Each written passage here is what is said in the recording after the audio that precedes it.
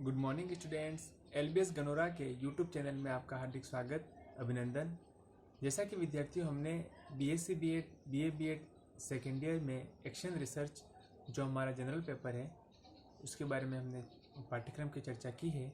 आज हम बात करेंगे कि क्रियात्मक अनुसंधान का जो सिलेबस के अकॉर्डिंग जो विश्वविद्यालय ने सिलेबस निर्धारित किया है उसका फर्स्ट कंटेंट है, उसके अकॉर्डिंग हम बात करते हैं।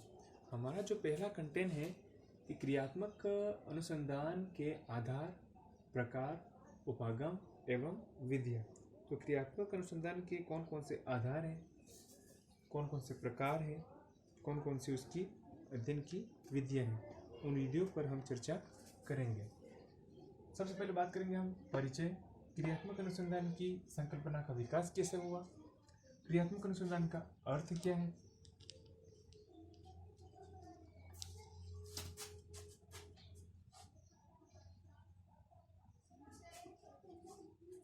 और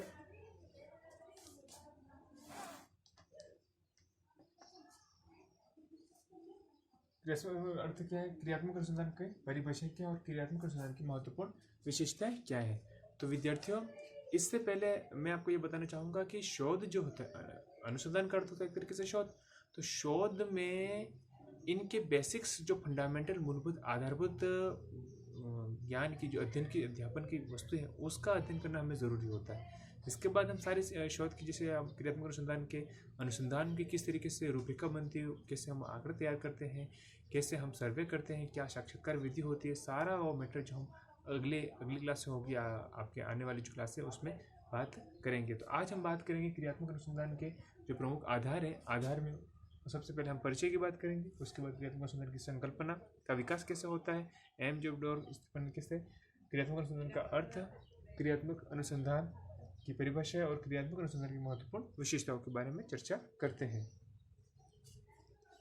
तो जो क्रियात्मक अनुसंधान है उसमें हमारे विद्यालयों और शिक्षा संस्थानों के लिए एक नए आंदोलन के रूप में मुखरित हुआ है। यानी कि आप एक बार इसका स्क्रीनशॉट ले लीजिए जी।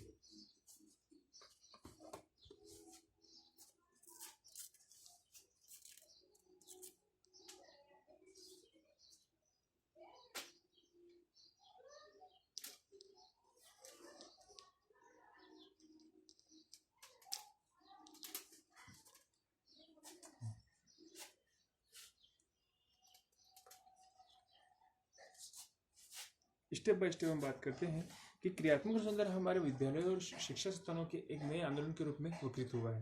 पहले क्या होता था कि एक सामान्य चर्चा पर बच्चों का अध्ययन कर लिया जाता था, एक सर्वे होता था, लेकिन आज के समय में हमारे जो विद्यालय हैं, महाविद्यालय, उसमें क्रियात्मक अनुसंधान एक नवाचार के रूप में सामने आ रहा है। शिक्षा में अनुसंधान की दृष्टि से हम पीछे हैं। जैसे अनुसंधान में हम बात करें, हमारे जो गोविंद गुरु जनजातीय विश्वविद्यालय बांसवाड़ा है, वहाँ के जो कुलपति महोदय सर, पहले कुलपति जो महोदय रहे, उन्होंने बताया था कि जनजातीय क्षेत्र में सबसे ज़्यादा अनुसंधान के विषय हमें मिल सकते हैं, तो उस पर सर्वे करना चाहिए और फिर अनुसंधान अभी शोधार्थियों के द्वारा अनुसंधान करने पर बल दिया जाता है। शिक्षा के में अनुसंधान की दृष्टि से हम पीछे हैं। आज शिक्षा के क्षेत्र में जितना भी मौलिक अनुसंधान हुए हैं अथवा हो रहे हैं, उन्हें परिमाण एवं प्रभाव दोनों की तरह से अपर्याप्त कहा जा सकता है। इस प्रकार के जो भी शैक्षणिक अनुसंधान विश्वविद्यालय या अन्य संस्थाओं के माध्यम से निष्पन्न हुए हैं, वे किसी तरह के सुविधा अथवा परिवर्तन लाने में सर्वथा असमर्थ रहे हैं। परिणाम स्वरूप शिक्षा संस्थानों तथा शैक्षणिक अनुसंधानों के बीच एक ऐसी खाई सी बनी है जिसे पाटना प्रजातांत्रिक मूल्य और तौर तरीकों की रक्षा हेतु नितांत आवश्यक बन गया है। यानी कि एक चार्ट के माध्यम से मैं इसको समझाने का प्रयास करता हूँ।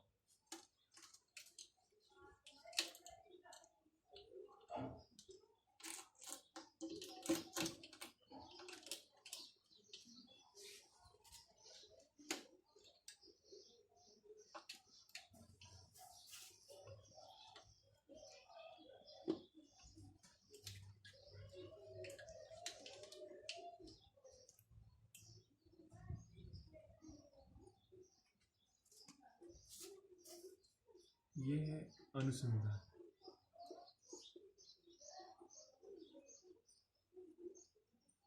ये है शैक्षिक संस्थान।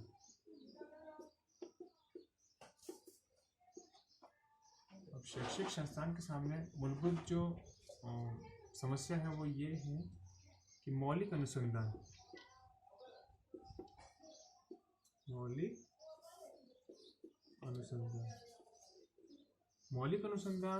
और एक होता है क्रियात्मक अनुसंधान।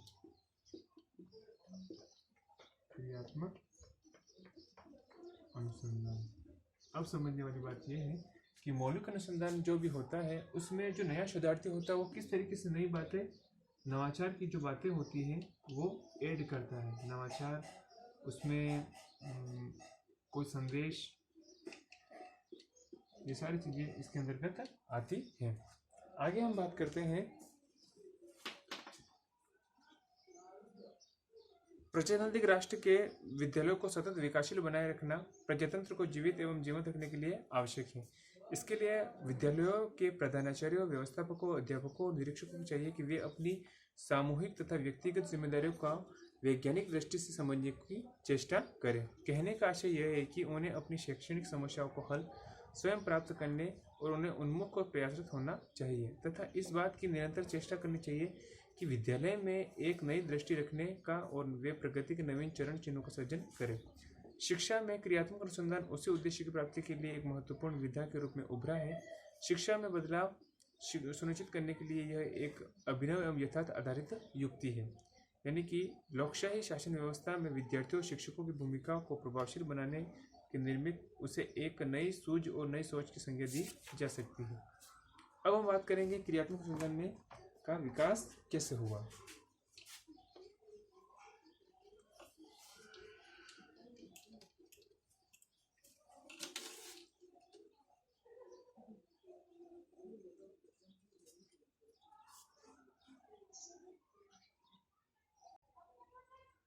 क्रियात्मक अनुसंधान में की संकल्पना का विकास कैसे होता है।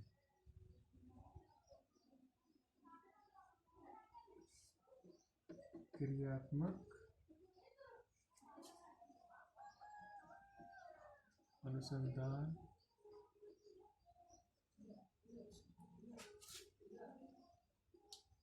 की संकल्पना का विकास। इसमें सर्वप्रथम क्रियात्मक अनुसंधान का जन्म जो है वो स्टीफन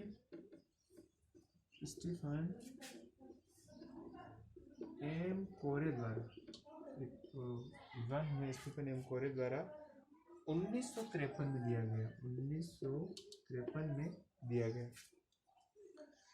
कई लेखकों ने इस संकल्पना को कुर्ट लेविन से जोड़ने का प्रयास किया। दूसरे विद्वान जो हुए उन्होंने कुर्ट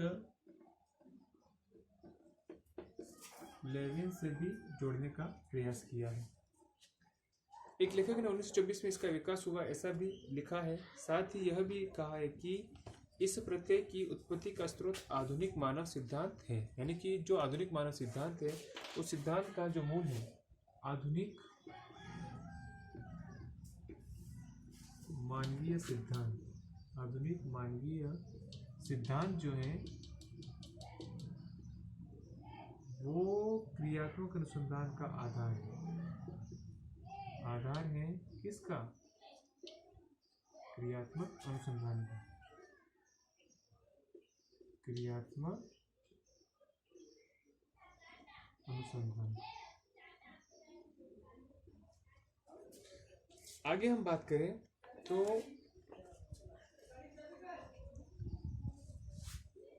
ये विचार भ्रामक है। क्रियात्मक अनुसंधान की संकल्पना केवल कोरे की है तथा इसकी उत्पत्ति 1953 में लिखी गई उनकी पुस्तक action research to improve school practice, उनकी उस किताब का नाम था। स्टीफन एम कोरे की किताब का नाम यहाँ लिख देता हूँ। इनकी किताब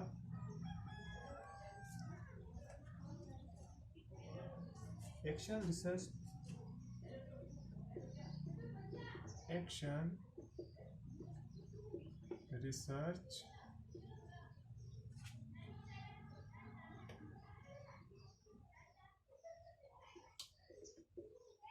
to improve school practice, school practice कब लिखी गई है? 1953 में। 1953 में यह किताब लिखी गई, एक्शन स्टूडेंट। उसमें स्टीफन एम कोरे ने इसके विकास की सबसे पहले बात की थी।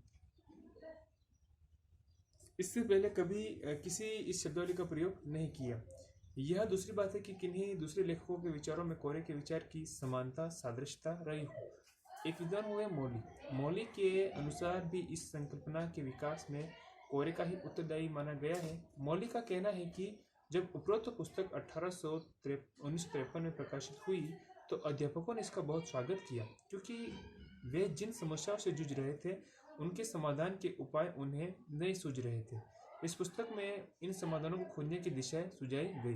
यह सुझाव वही क्रियात्मक अनुसंधान था। आगे हम बात करते हैं कि क्रियात्मक अनुसंधान की संकल्पना कोरे के मस्तिष्क में घर कर गई।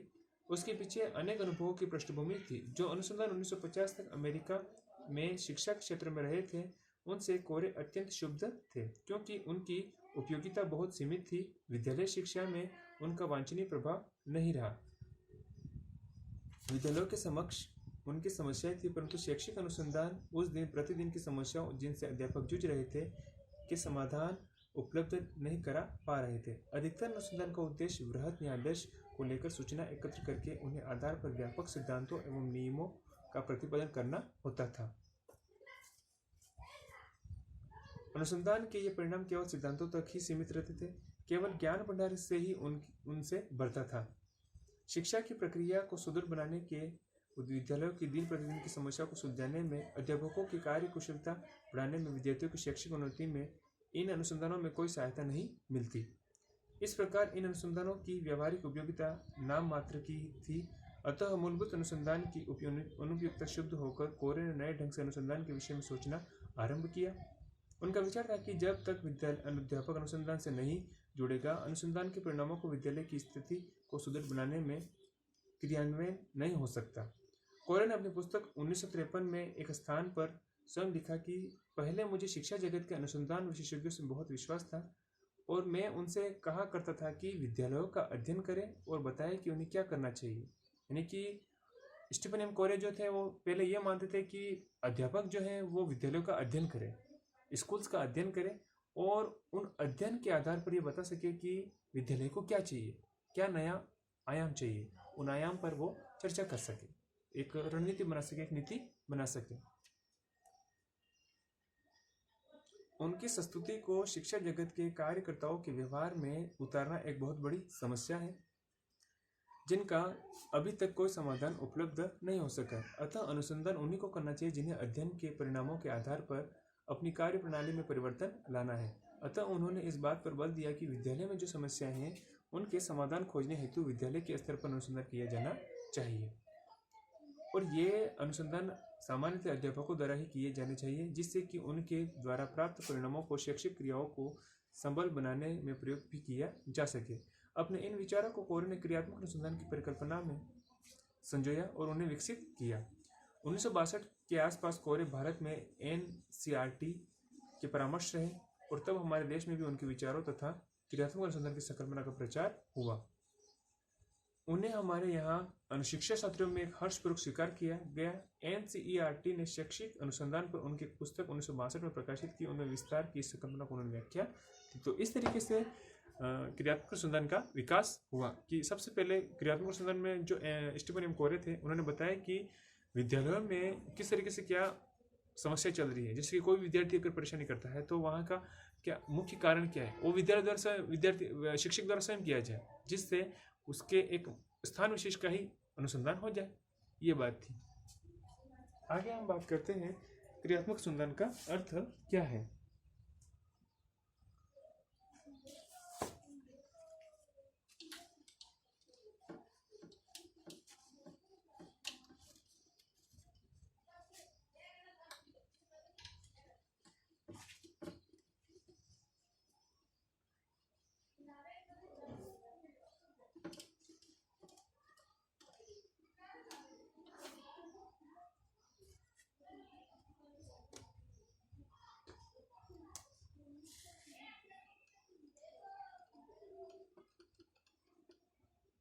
क्रियात्मक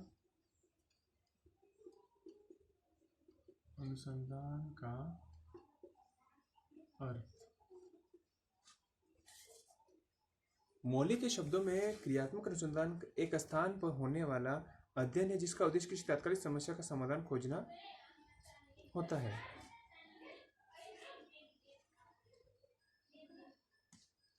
क्या है अर्थ?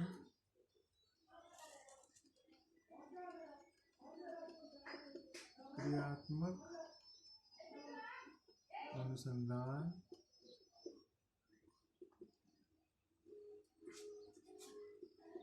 किसी स्थान विशेष में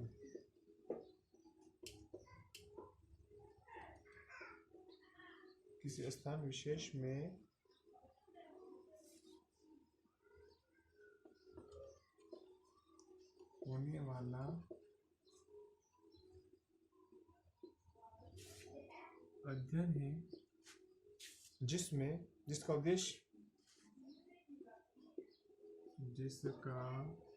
है जिसका उद्देश्य किसी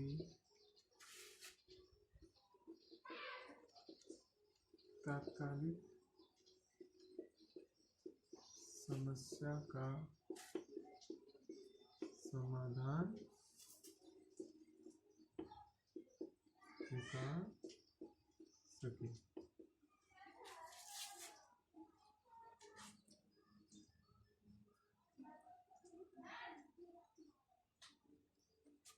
हाँ, अब क्रियात्मक अनुसंधान किसी स्थान विशेष में होने वाला वह अध्ययन है जिसका उद्देश्य किसी तात्कालिक समस्या का समाधान निकाल सके। यानी कि किसी विद्यालय में अगर विद्यार्थी अनुशासनहीनता है या किसी बॉर्डर पर, किसी देश की बॉर्डर पर कोई विदेशी सैन्य हमारे भारतीय सेना पर अगर आक्रमण करते हैं तो उस समस्या का अध्ययन करके वहाँ तत्काल प्रभाव से सैन्य जो गतिविधियाँ वो एक्टिव हो जाए और जिस वजह से वहाँ पर समाधान हो सके। तो हम दूसरे शब्दों में ये कह सकते हैं कि यह एक ऐसा अनुसंधान है जो वहाँ वही किया जाता है जहाँ वास्तव में समस्या उत्पन्न हुई है और बनी हुई है। यदि किसी विद्यालय विशेष में छात्रों में अनुशासनहीनता इतना अधिक है कि शिक्षण कार्य सुचारू रूप से नहीं चल पाता है तो इस समस्या का समाधान खोजने हेतु उसी विद्यालय में वहीं के अध्यापकों द्वारा किया गया अध्ययन एवं प्रयास क्रियात्मक अनुसंधान कहलाएगा। स्वयं कोरे ने 1962 में शब्दों में क्रियात्मक अनुसंधान एक ऐसा अध्ययन है जिससे कोई व्यक्ति अपने ही काम को अधिक अच्छे ढंग से करने के लिए करता है। यानी कि कोई भी व्यक्ति अपने ही कार्य को बहुत अधिक ढंग से करने का प्रयास करता है तो वो हमारे क्रियात्मक अनुसंधान है, एक्शन रिसर्च है। ऐसा कौन बता रहे हैं? स्वयं स्टीफन एम कोरे बता रहे हैं। स्टीफन एम कोरे का कहना है कि अगर हमें अपने अध्यापन में या हमें अपने दैनिक जीवन के अनुशासन में कोई कमी नज़र आती है तो हमें खुद का अध्ययन करना पड़ता है। अध्ययन करने के बाद हमें पता चल पाता है कि हमें क्या कमी है। उन आदतों को जो हैबिट्स है उन हैबिट्स को दूर करने के बाद हम क्रियात्मक अनुसंधान करते हैं तो हमें वो सुधार निश्चित रूप से आना होता है। ऐसा एक शिक्षक को अपने शिक्षण कार्य को अधिक प्रभावशाली बनाने के उद्देश्य से एक विद्यालय प्रशासक को अपने प्रशासक को अधिक सुदृढ़ बनने के लिए किया गया अध्ययन। दूसरे शब्दों में यह कहा जा सकता है कि क्रियात्मक अनुसंधान एक ऐसी प्रक्रिया है जिसके द्वारा किसी क्षेत्र के कार्यकर्ता अपनी समस्याओं को वैज्ञानिक ढंग से अध्ययन करते हैं ताकि जो निर्णय लेते हैं, जो कार्य करते हैं, उनको सही दिशा मिल सके, उनमें सुधार किया जा सके और उनका मूल्यांकन किया जा सके। इस प्रकार क्रियात्मक अनुसंधान एक ऐसी सुव्यवस्थित अन्वेषणात्मक क्रिया है जिसका उद्देश्य उन व्यक्तियों द्वारा जो सुधार एवं परिवर्तन से संबंधित है किए जा रहे हैं वर्तमान प्रयासों का अध्ययन करना और उनमें संरचनात्मक परिवर्तन लाना होता है। क्रियात्मक अनुसंधान की प्रमुख परिभाषाओं एवं विशेषताओं को उल्लेख नीचे किया जा रहा है, उसके द्वारा उसका अर्थ और अधिक स्पष्ट हो जाएगा। ये तो हो गया हमारा अर्थ। अब हम बात करते हैं क्रियात्मक अनुसंधान की परिभाषा।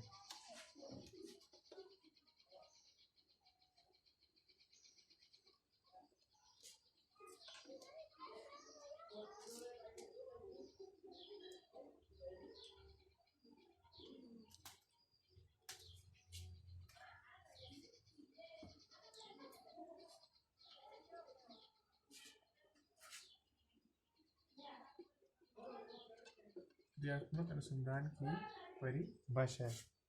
परिभाषाओं की बात करते हैं हम तो विभिन्न विद्वानों ने अपने अपने तरीके से इसको परिभाषित करने का प्रयास किया है। जैसे कोर्ट लेविन की बात करें हम, कोर्ट लेविन के अनुसार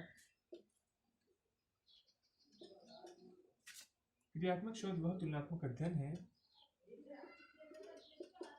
क्रियात्मक अनुसंधान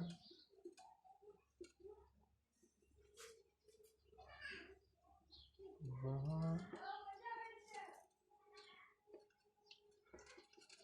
तुलनात्मक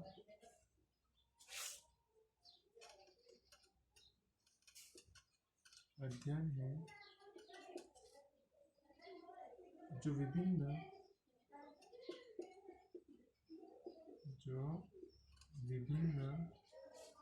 सामाजिक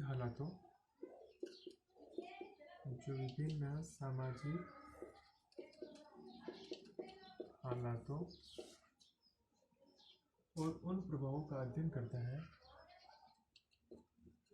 और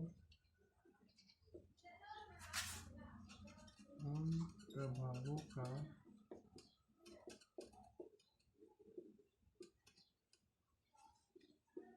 अध्ययन करता है जो सामाजिक कदमों के क्रम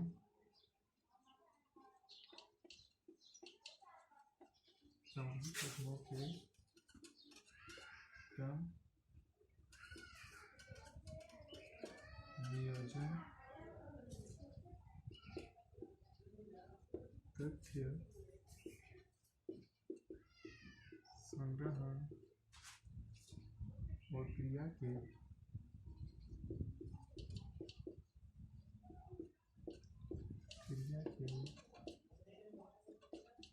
परिणामों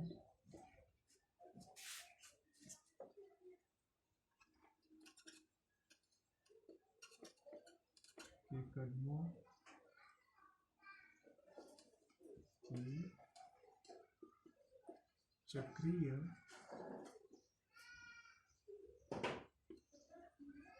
प्रक्रिया से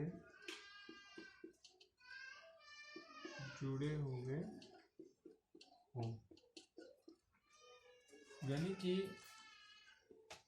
जो कोर्ट लेविन है वो ये बताते हैं कि क्रियात्मक अनुसंधान वह तुलनात्मक अध्ययन है जिसका विभिन्न सामाजिक हालात, जो सोशल इनबैलेंस है, जो सामाजिक असंतुलन है, उस संतुलन को एक जुटता में लाने का जो प्रयास है वो क्रियात्मक अनुसंधान है। जैसे कि किसी समाज विशेष में बाल विवाह है या नशा प्रथा चल रही है या ऐसी बहुविवाह प्रथा है, तो उन जो सामाजिक रूढ़ियाँ हैं, जो सामाजिक समस्याएं हैं, उन समाज के विशेष संदर्भ में किया जाने वाला जो शोध है, अनुसंधान है, वो एक तरीके से क्रियात्मक अनुसंधान है।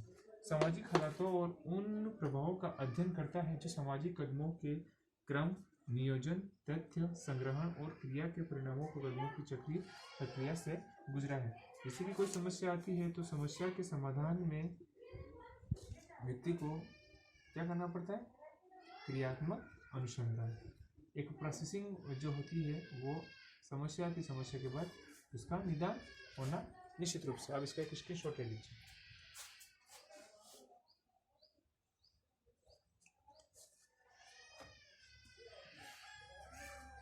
दूसरे विद्वान हुए हैं एम बेस्कॉम।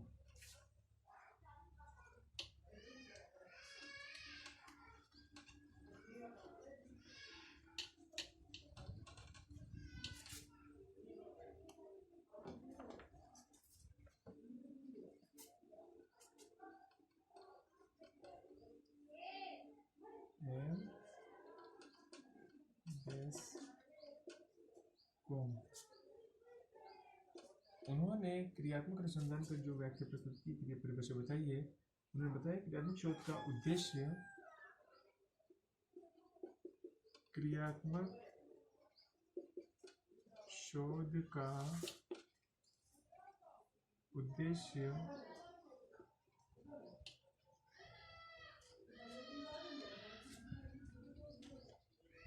किसी विशिष्ट समस्या का समाधान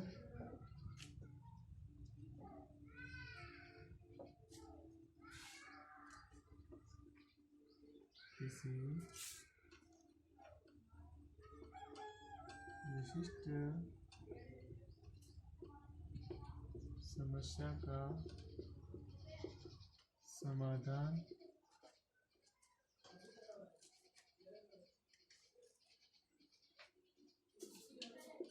करना और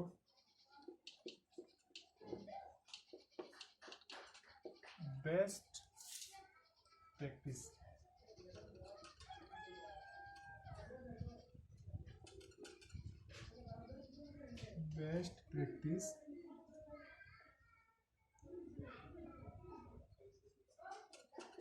की दिशा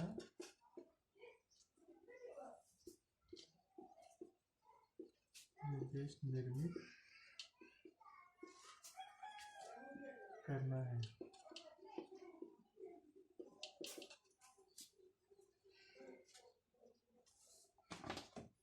यानी इन्होंने बताया कि इसका जो उद्देश्य है वो किसी विशिष्ट समस्या का समाधान निकालना और एक बेहतरीन अभ्यास बेस्ट प्रैक्टिस को दिशा निर्देश करना ही क्रियात्मक अनुसंधान है। कोई समस्या आती है तो उसका उद्देश्य क्या होना चाहिए? समस्या का विशिष्ट समस्या, उद्देश्य क्या है? विशिष्ट समस्या। समस्या के लिए हमें एक समाधान ढूंढना होगा और जो समाधान होता है, समाधान अगर मिल गया तो उसके लिए एक बेहतरीन अभ्यास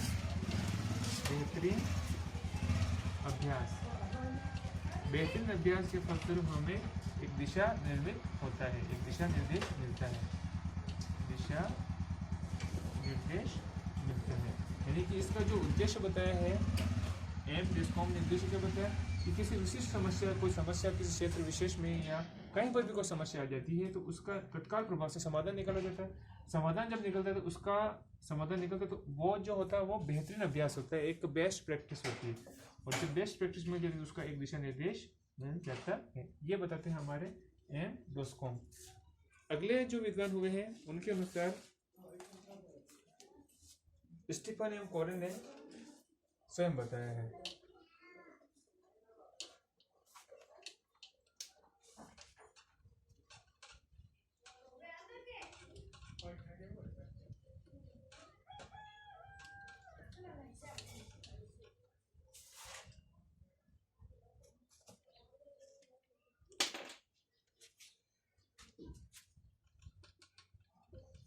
स्टीफन एम कोरेन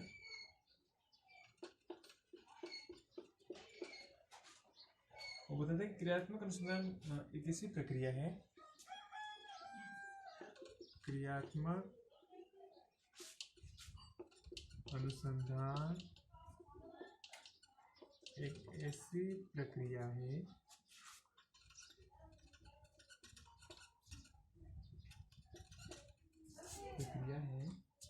जिसके द्वारा व्यावहारिक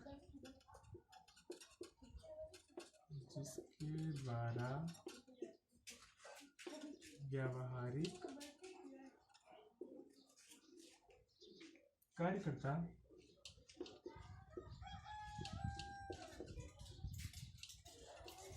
अपनी समस्या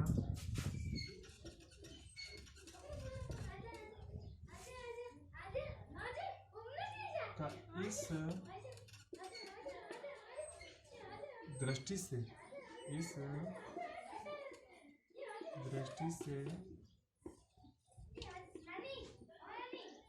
वैज्ञानिक पद्धति से अध्ययन करते हैं।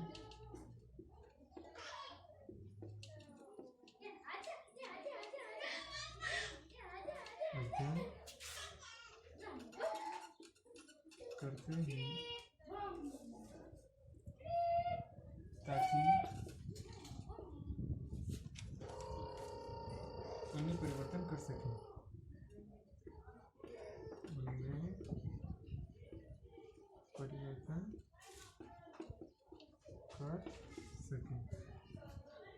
सुधार कर सके और उनका मूल्यांकन कर सके। सुधार एवं मूल्यांकन कर सके।